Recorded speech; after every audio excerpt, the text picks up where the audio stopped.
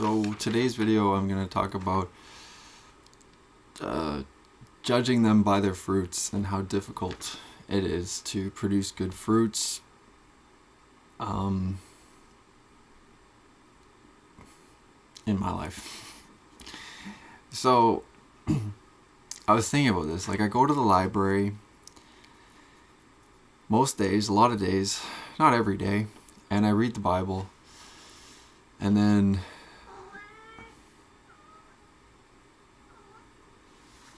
what is it, you? Come here. Cats. He always wants them. And anyway, so I was at the library and I was thinking about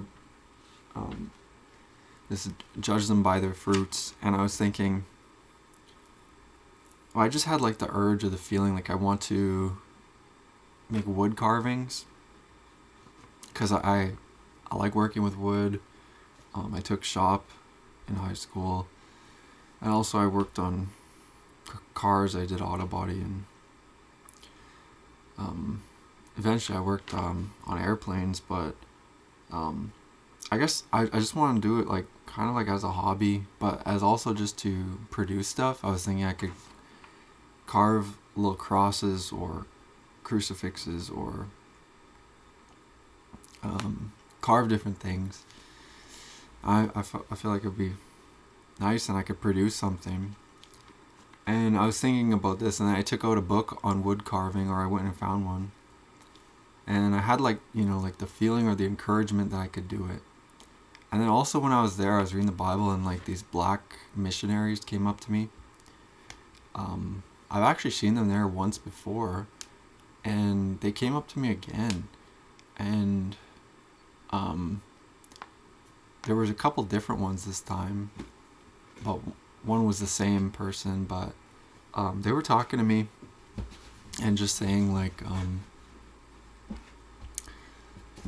just about that I was reading the Bible, and we were kind of talking about it a little bit, and I guess they're Pentecostal, and I could really feel kind of like sort of like a bit of a like peace when I was there talking to them, and they're like I don't know about peace, but it was more like I could just feel like the Holy Spirit. And the one guy said to me also, I said like, how do you decide who you're going to go up and talk to? Because I'm interested in that, because going up and talking to people is really hard, especially if you're going to go talk to them about something like Jesus, your faith. You know what I mean? Like, there's just such a fear of rejection that I have already, but then I'm also about something that's like important. You don't want to be rejected for it. So anyways, the guy said that the Holy Spirit guides me. And after I talked to them, like, I actually felt like the Holy Spirit like kind of like had this feeling like just I don't really know how to describe these spiritual feelings, but they're just like good feelings, and it feels like something comes through you, almost like it tingles. It's like a tingly feeling, and it's not like a feeling like easy to describe. It's just more like a peace, like a feeling of peace almost, but like a good feeling. So anyways, and then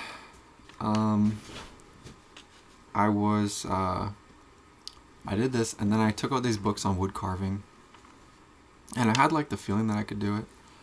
And then I went and got my lunch, and it's nice too, because the guy at the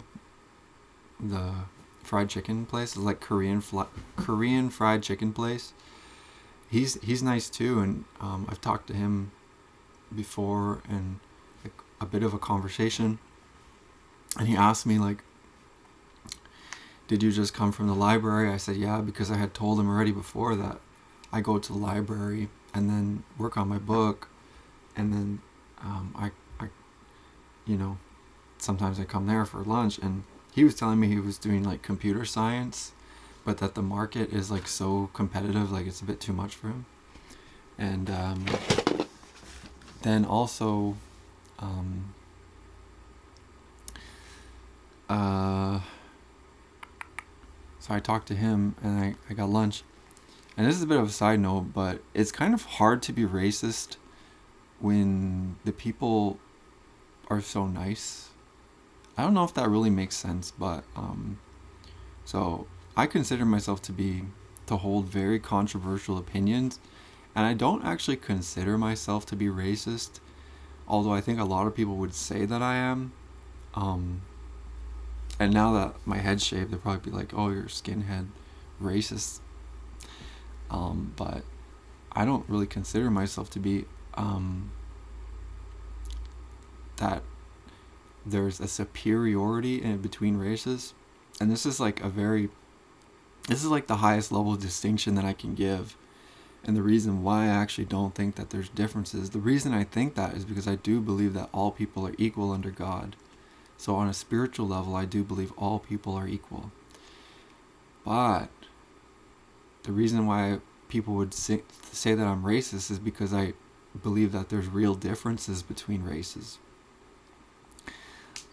Things like IQ distribution, things like processing of language is different between like Arabic and between Arabs or people who speak Arabic, Middle Easterners, and Europeans. Like this is like, so there's stuff in data and scientific study that we can look at, that we can see that races, have differences.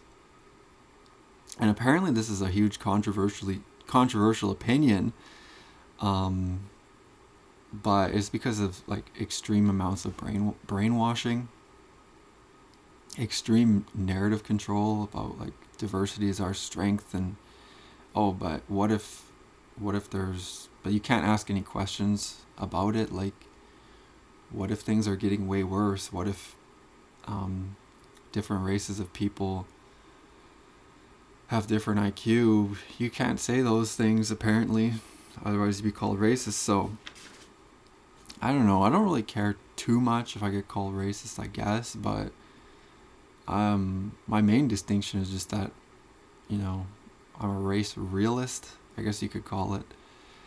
But I don't think that one race is better than the other. But I do think that naturally people of different races take their own side. I think that all races do that, and they have an affinity toward each other. It's just that the white people have been destroying each other due to, like I said, narrative control and manipulation, where they're so afraid to be called racist that it's overtaken all their decisions. So it's like it really works on white people.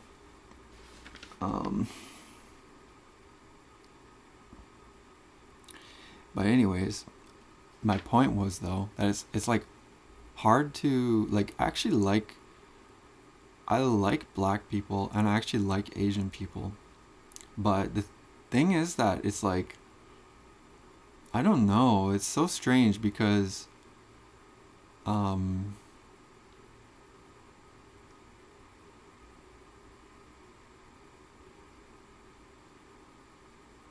don't even know how to put it, but it's like when people are able to acknowledge their differences, that's kind of like more enjoyable in a way. So yeah, I don't know. It's like, I think in like China and stuff, like they are way more openly racist. Like it's like when people are, it's about like social norms really. Like the norm in the Western civilizations is like the greatest sin or the greatest thing you cannot do is to be racist, or any of these other ist things, xenophobic, whatever. And people actually like pride themselves, like white people, the ones who try to seem like they're very superior, but really it's just like a extreme guilt complex or something. They say like, oh, I try to see everybody equally, and I'm trying to work that out of myself, that I see people as different. It's like, that's complete brainwashing. The people who actually buy into that are the ones that are like leftist, liberal, and whatever. That's like, it's so unrealistic. It's really crazy. But anyways, the reason I say this is because the whole thing is complicated as well, because if you've ever had like black friends or Asian friends at a close level, sometimes it's like it's really nice when you guys can all get along and not care too much about the whole racist thing and being offended thing. But I feel like that's almost like rare in a way, because I think women are not capable of this. I don't know if women are capable of this, maybe, but I think that like men can do it. And it's almost like, it's weird because sometimes it's almost like an appreciation as well. Like I remember I was working, well, I don't know actually. It's hard to say. But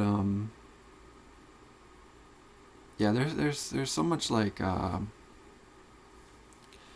crazy ideas of a utopia where everybody gets along and whatever, regardless of race and all that. That seems like some people have been brainwashed into believing, and the reality never ever adds up due to the way that people kind of truly are. That is, there are differences. And I just feel like the whole thing is like such a confusion. Turned into such a confusion. But our country is dying. Like Canada is so much going downhill. And all this mass immigration is not making things better like the government tries to say it is. It's not. Yeah, it's really making things awful. So anyways, I don't know, that was like such a digression. But my point is that I have difficulty starting up with a new hobby or something, and it's weird because it's like it changes like so quickly. Like I felt like this, like I could do it easily not that long ago when I was at the library, but I've kind of had this problem almost through my life though, and it's where I can feel like a lot of like I can do something, and then it kind of changes. But it changed when I got home, and then I started to get like well, the thing is that I want to see like, is my mom here, because she's staying with me because she's homeless. And it's so exhausting to deal with, but and she was here, and then I said, did you leave the house yet today? And it's like around like 2 p.m. She said no. I said, well, you should go for a walk, because it's not healthy to just stay inside all day and look at your cell phone. Like, that's not healthy for anybody. And it's a nice day outside. It's sunny and it's warm for this time of year. It's like plus 2 degrees Celsius. And but she's like always trying to do stuff. Like she's saying, do you want this, do you want that? I'm like, no. Like, it's just so frustrating, because like I'm 30 years old, okay? Like I don't need all this like stuff done, you know what I mean? Like it's complicated to say, but I'll try and say it. So I get like a shortness of breath. Sometimes I feel like dizzy. I can feel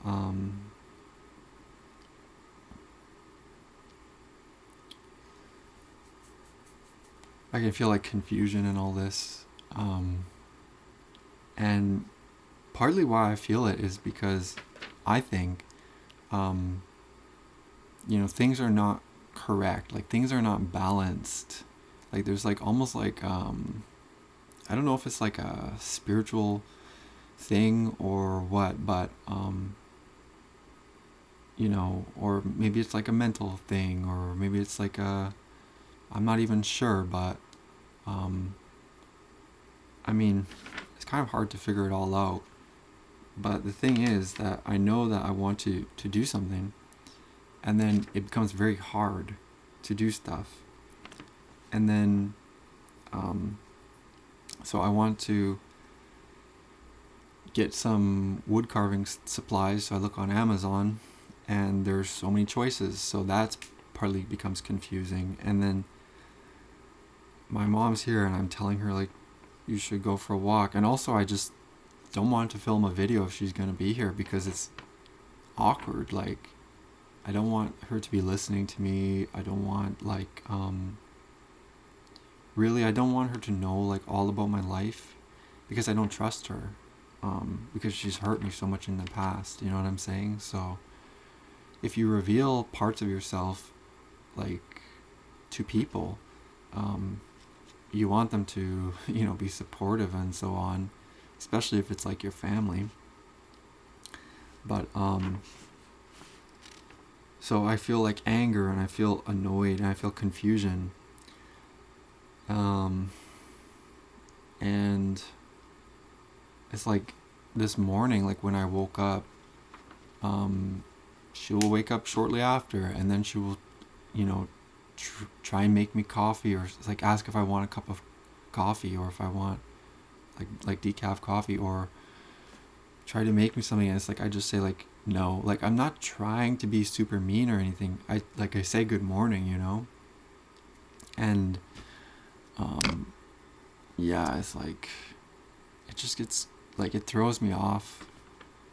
And I know it sounds like little things, like, oh, make coffee, but the thing is that, she cooks, and I appreciate it, but I got to get to the main point. And it's like she buys groceries, and she tries giving me money for utilities, and it's like the main point I'm trying to make is like the whole thing is fucked.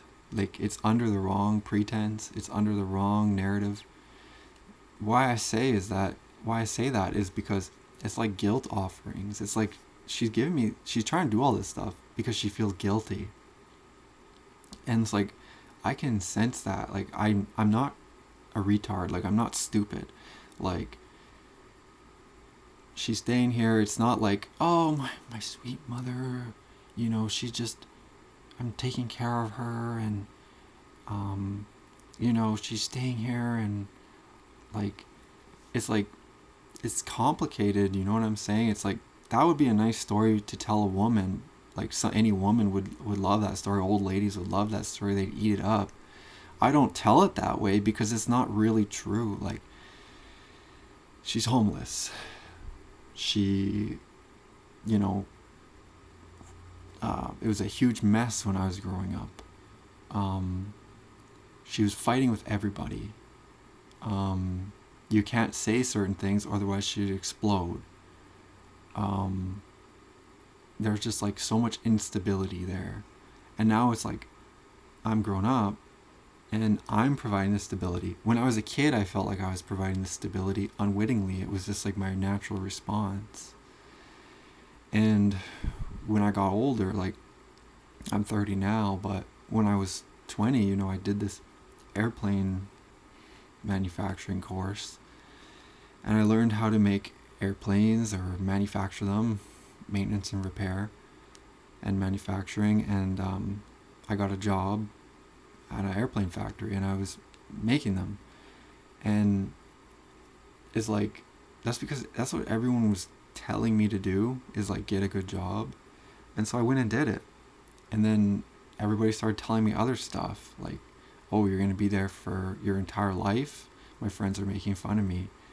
I think my dad was supportive of it, but nobody had any kind of like, what do you do next? Nobody would say like, oh, well, next you're supposed to buy a house. You know, you're supposed to meet a girl and get married and have children. People were like making fun of that. People make fun of that. They make it seem like it's a terrible thing. Women seem to find that to be abhorrent. You know, having children and settling down. They all want to go travel or become career women or something. And then I would get like 2 weeks off in the year, and during those 2 weeks my mom would need like a ton of help with stuff, and so it's like I was supporting her with her mess, her life, and I would not have any real like chance to do what I wanted to do. You know, it was like everything was like some kind of like let me pull this and pull that and manipulate this and do that just to get you know, I don't even fucking know, like, that it never made sense. It never ever made sense because she was not getting anything straightened out ever. And it was just constant like bullshit constantly. And so it gets really depressing to talk about, but like for me, but the thing is, so she's staying here and she tries giving me stuff, and it's like, this is like a guilt offering. Like, she's giving me this stuff because she feels guilty. It's not like just some like easy peasy thing, like, you know, it's like there's meaning behind it, and the meaning is like off. The meaning is not you know, how it should be, in my opinion. Because you cannot bring up anything that's real. Like, I can't say like, well, you should get a place to stay, like you should have had that figured out 40 years ago. Okay, well, we could try and help you get that figured out now. It's like, it's a fight every step of the way. It's like, dude, this is so exhausting. And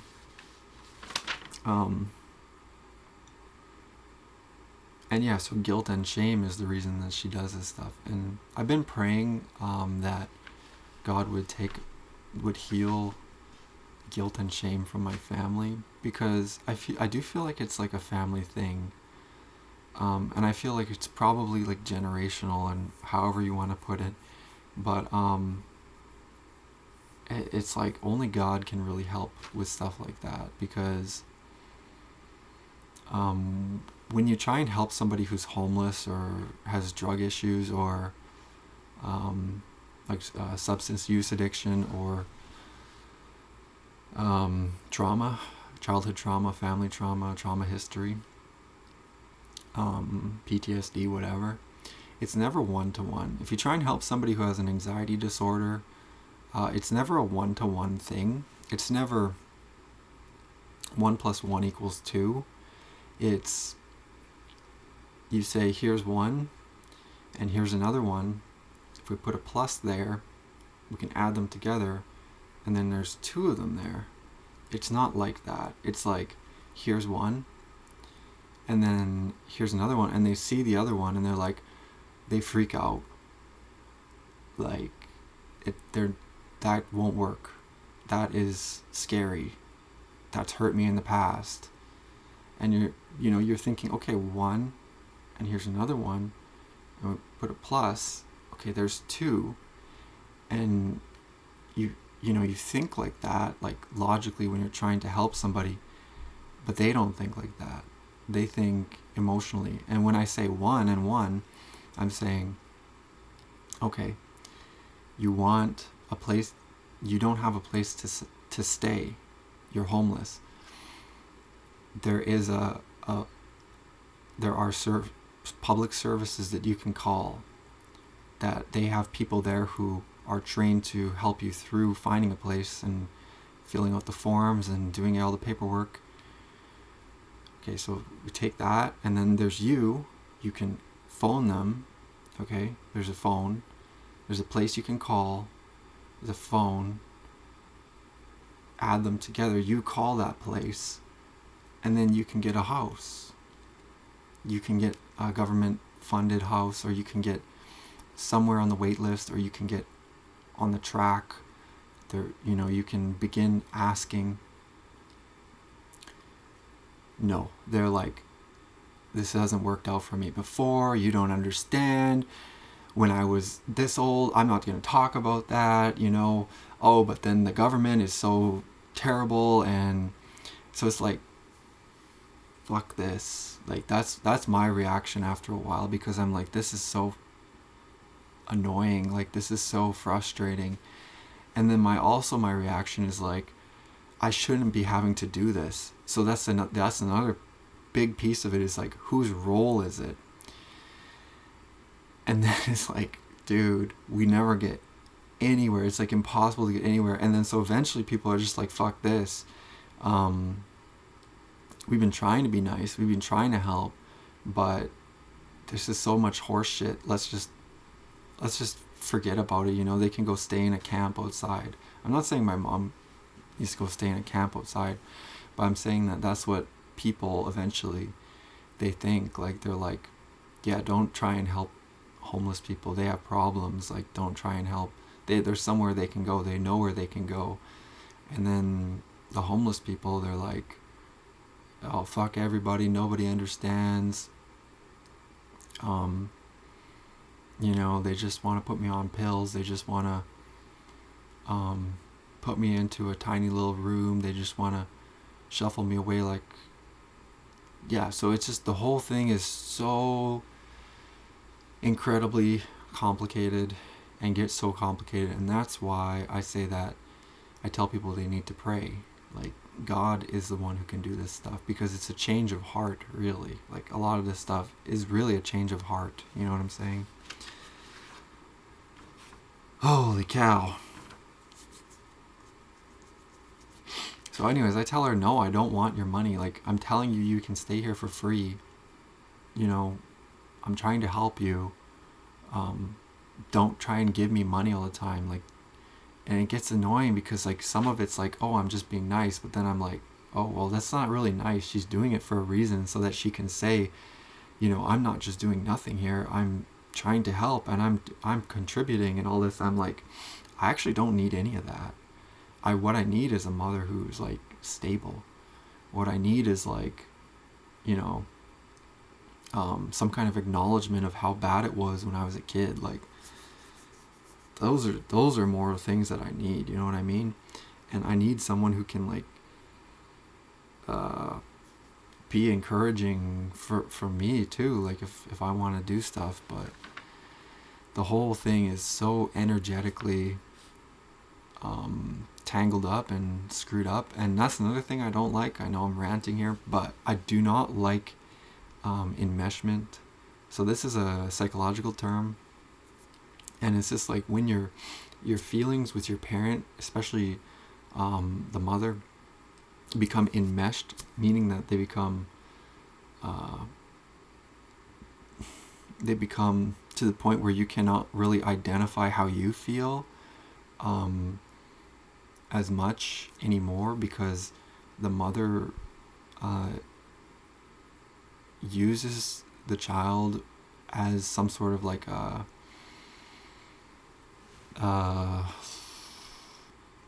would I put it?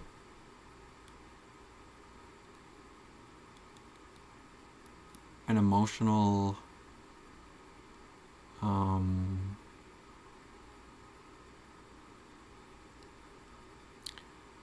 not filling, but an emotional, I don't know about crutch, but basically something to fill her emotions or to give her, to meet her needs rather than the other way around, which is you're supposed to meet your child's needs. Now, obviously, there can be a beautiful like relationship that would happen in like a healthy circumstance, in a healthy family, like father, mother, children. Like that would be healthy, right? Or it would. That's the ideal as God made it, God intended. That's how it would be a healthy thing. But when there's like imbalances there, the mothers can use their children to meet their needs, and I've seen this when I worked with kids, so I noticed this too. Is that this can happen, and it's especially related to anxiety, I believe, because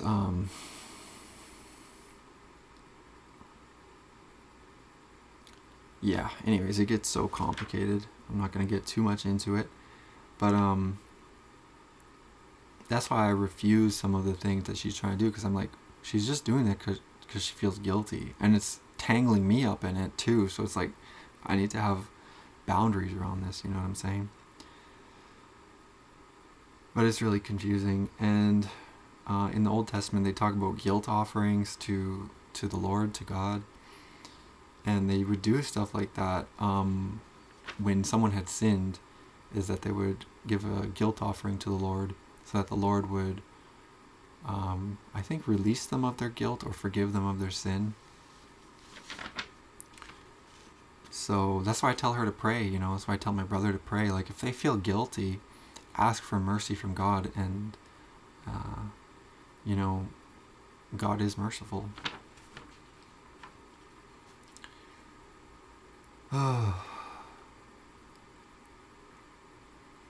Yeah, so I realize that they're doing things as a manipulation. And when I realize people are doing things as a manipulation, I really don't like it. Seriously. Because it's causing people to share in guilt. So that's why you need to rebuke stuff. That's why I need to rebuke things that are really not good. You know what I'm saying?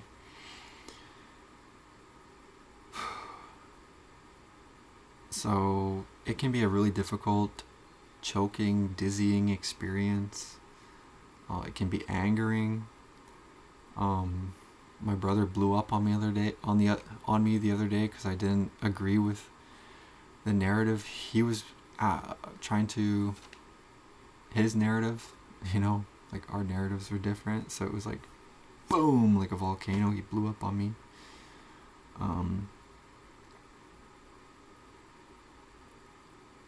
And yeah, I'm still praying about that for resolution.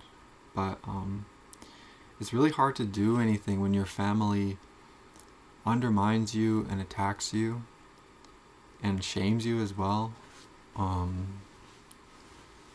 Like when I was growing up, like it was just like constant attacking, undermining, shaming, struggle for attention, struggle for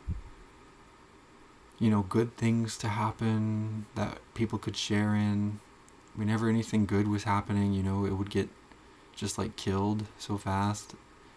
There was actually a saying people used to say, "Killed it," when someone would say, read too much into a situation. And honestly, I do agree with that "killed it" saying, because I heard this recently. Someone said that when you try and dissect a living thing, you kill it. So when something is living, to dissect it, to pull it apart, it actually kills it. So I think it's a very deep saying because it can apply to so much. But God is living, Jesus is living, the Word is living, and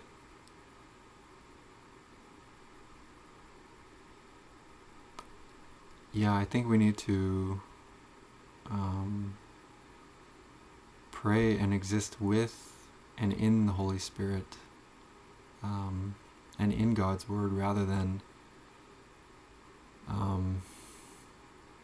I guess trying to dissect all of creation in every little moment.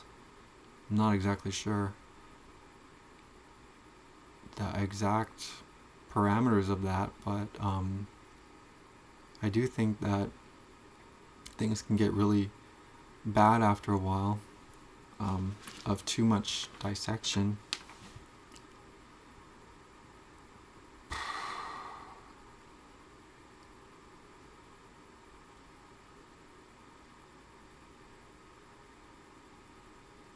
Yeah, so I think that my family and people in general is what I've realized is they want to pull you into their story. People want you into their story.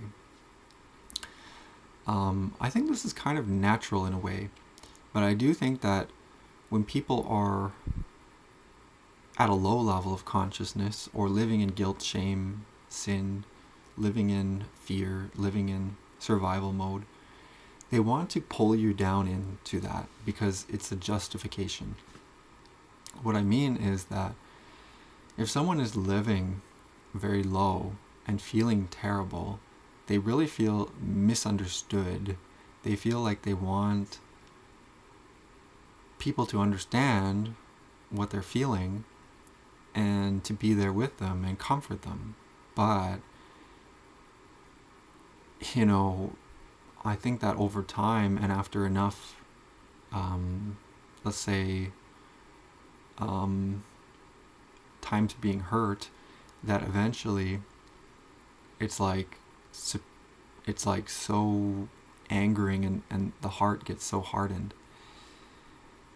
Then when you try and come close to these people or engage with these people, and I'm not saying just these people as in everybody else, I'm saying me too, it can be really like they want you to understand and come down there with you and relive what they experienced before so that they can play it out. Honestly, I think that is kind of what's going on with the nervous system. Reason I say that is because of those PSIP, Psychedelic Somatic Institute of Psychotherapy videos I've seen, where they treat PTSD with, I think it's weed, cannabis, and I'm not exactly sure how they do it so dramatically and effectively, because I've tried weed and it did not have the same effect as I see in these videos. But what happens with the people when they do this stuff is that it puts their nervous system at the stage where it has to fully express, it can't protect, because that's what the nervous system is trying to do, right? It's trying to keep you safe automatically without you even really knowing sometimes. And then their body goes into different types of responses, like the spine, even somebody's spine, they'll straighten out and they'll go like this, their spine will flex back, and their body will shake, and they'll go through I guess you could call it a tremor through their body. But it's all this energy or something that's stored in the body and the nervous system actually working through. It's like the wave finally breaks and it gets worked through, and then I'm pretty sure they have a lot of calm afterward, eventually. But it's really amazing if you see some of those videos, because some people struggle with trauma for so long, including myself. So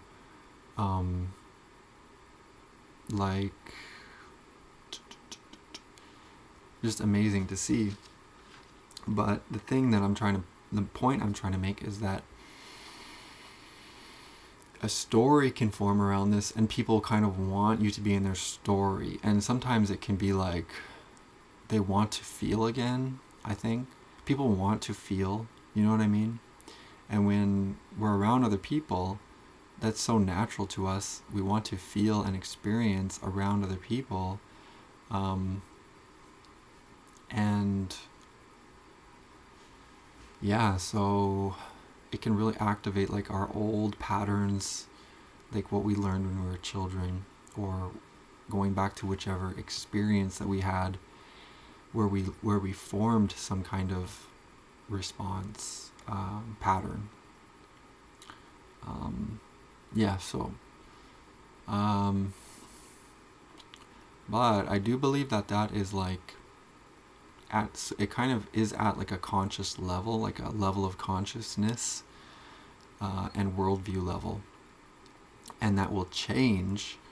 Your worldview level and your level of consciousness will change, either going up or staying around the same, or whatever, depending on your interactions with other people. Because that's what love is, obviously, like love between human beings, genuine. It is like a powerful thing. It's like you choose to love somebody, right? And that's the whole premise, or the whole purpose behind loving God and receiving God's love in return. God says that you did not choose me, I chose you. That's because God is love. And so for us, we have the choice to choose to love God. So yeah, and it's by definition that we would have to have that choice and would have to have free will, aka the ability to choose. Otherwise it wouldn't be love. You know what I'm saying? So I think it's very deep and important point. Yeah.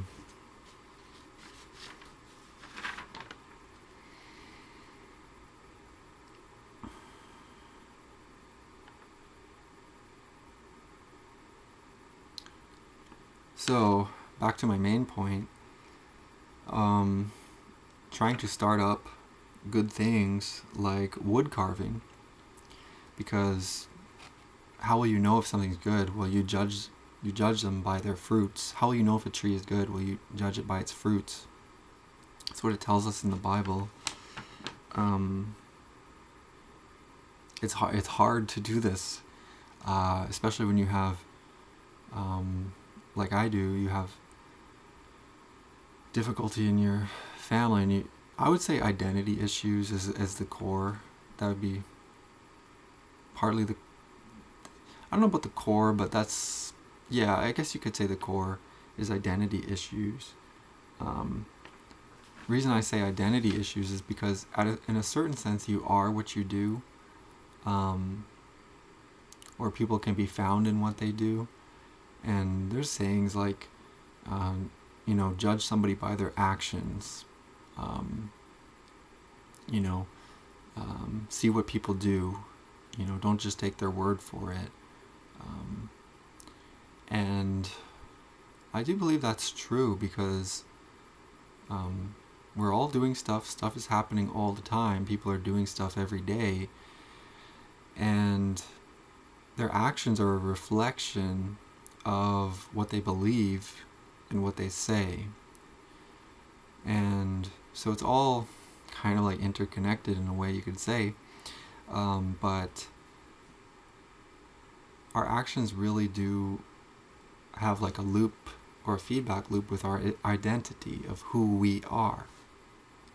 You know what I'm saying? Like, if you're a lawyer, you're somebody who practices law. If you're a doctor, you're somebody who practices medicine. If you are a skateboarder, you're somebody who rides a skateboard. If you are a wood carver, you're somebody who carves wood. If you are a writer, if you're an author, you're somebody who writes it. You're somebody who's an author. If you are a whatever, you're somebody who does whatever that thing is. And then when we go out and talk to people, what do people ask you? Is like very quickly they always want to know who you are. What do you do? What do you do for work? What are your hobbies? And so really, it's like people can be found in what they do, and there's a certain level. The reason people ask this is, it's partly out of social expectation, but also there's a level of interest there. That if I told you that I am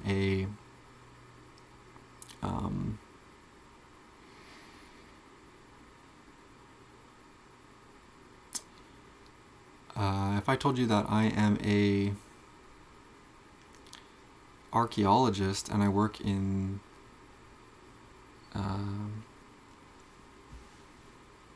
Egyptology, or if I work in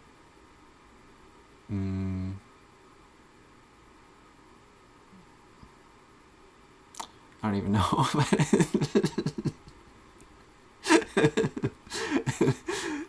That one got away from me. Oh goodness. But I think the point I was trying to make is that your identity is related to like what you do, and the people that you interact with then are the people around what you do. Wouldn't that make sense? And so there's also like a shared identity too. Oh my goodness. I don't know why that was so funny, but it's just like I was trying to like make a point. It's completely blanked. Okay. Silly. Okay, so anyways, yeah, so I do believe things are possible with God. So I'm gonna keep trying. I'm gonna try and get this wood carving stuff going. Okay, bye bye.